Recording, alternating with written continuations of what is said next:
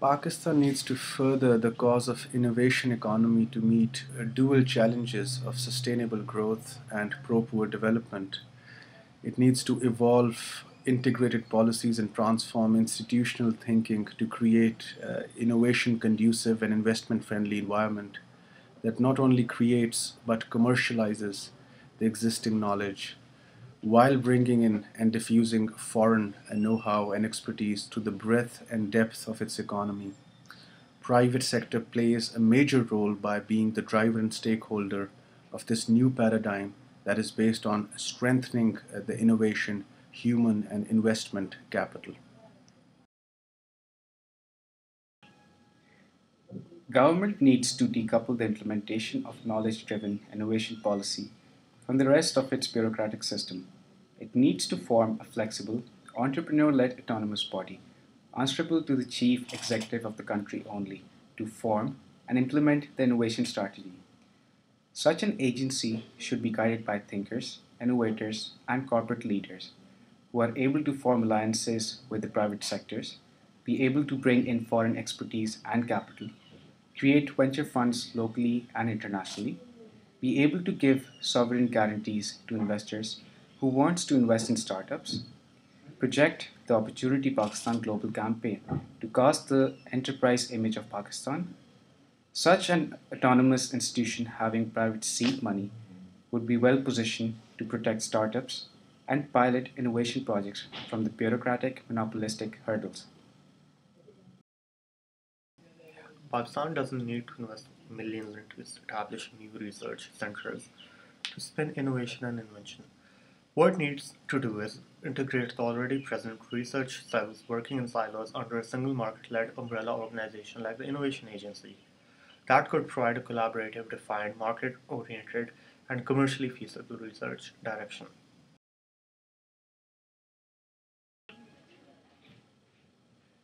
In the shortest possible time, the way to nurture innovation into our youth is to revamp the higher education system. To start with, we should integrate engineering and business schools to tie a knot between technology, business ideas, and their commercialization. Likewise, we should form inter and intra university alliances based on facilities, knowledge, and research sharing. We can make existing institutions vibrant by attaching endowments with their accomplishments, for instance, market oriented research having commercial feasibility, new patents, publications in foreign journals, and market receptiveness of their students. In the same token, corporate sector could be incentivized to own crucial university programs by being their mentors, curricular designers, fundraisers, and selectors. Last but not least, the degree awarding requirements should also be reworked, like doing a startup or year-long internship or published research be made prerequisite for anyone getting graduated.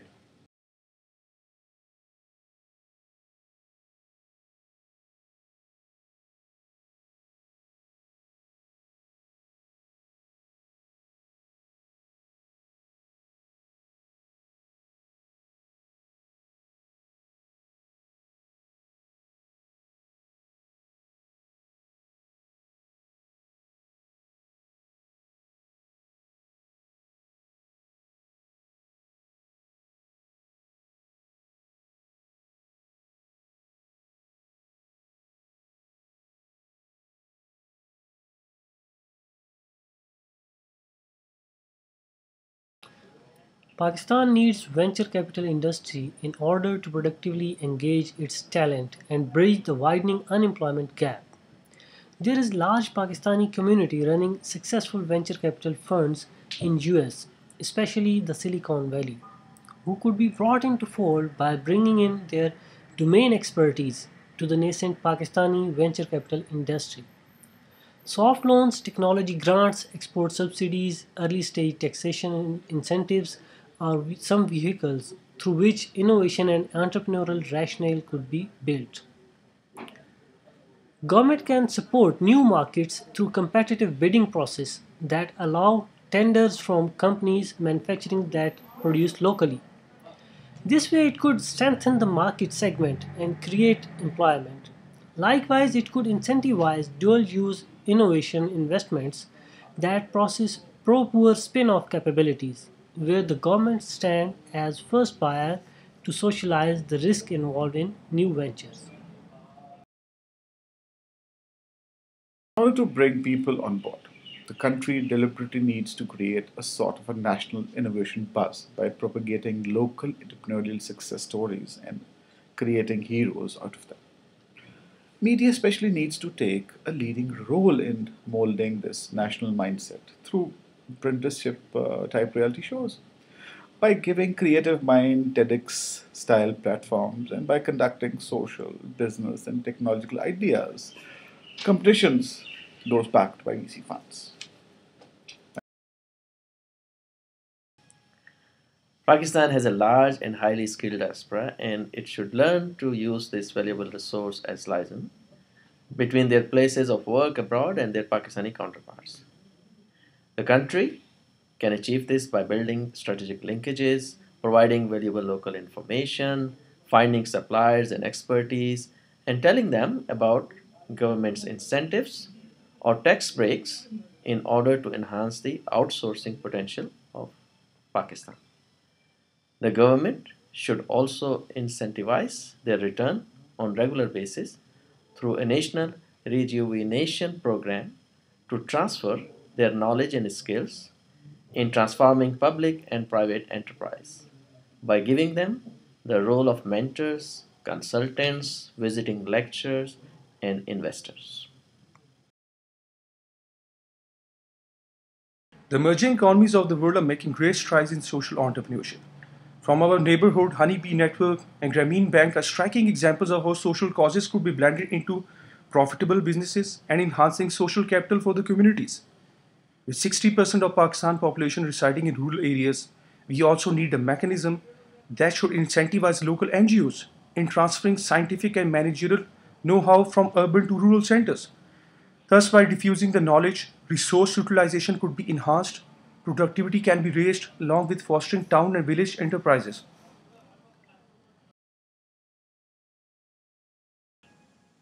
All the previously mentioned components makes up the building blocks for founding an innovative society, but none is possible unless Pakistan ferments an enabling environment, the one that is built on competition, continuation, protection, and encouragement.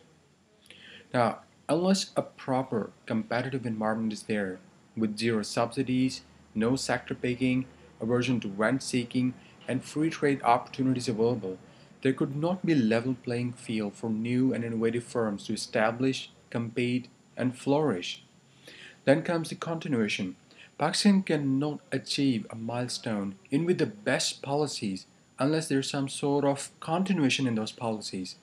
Thus, a proposed bipartisan legislation of non-interference in the National Assembly is necessary for the continuity of such policies, along with the role that NIA and the private sector would play in owning, adhering, and defending such policies.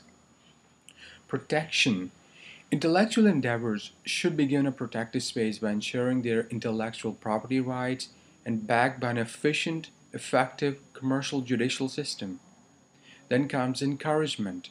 We have been doling out incentives for decades on the sectors which have become even more uncompetitive and lethargic. Such incentives should now be redirected to newer firms and industries which are producing new to market, innovative products, processes, breakthroughs, newer patents, and ISO certifications. Now, with such enablers in place, Pakistan economy could become a fertile breeding grounds for product, process, and services innovations that would bring about high, sustainable, and trickle traverse growth and keel the economy onto future.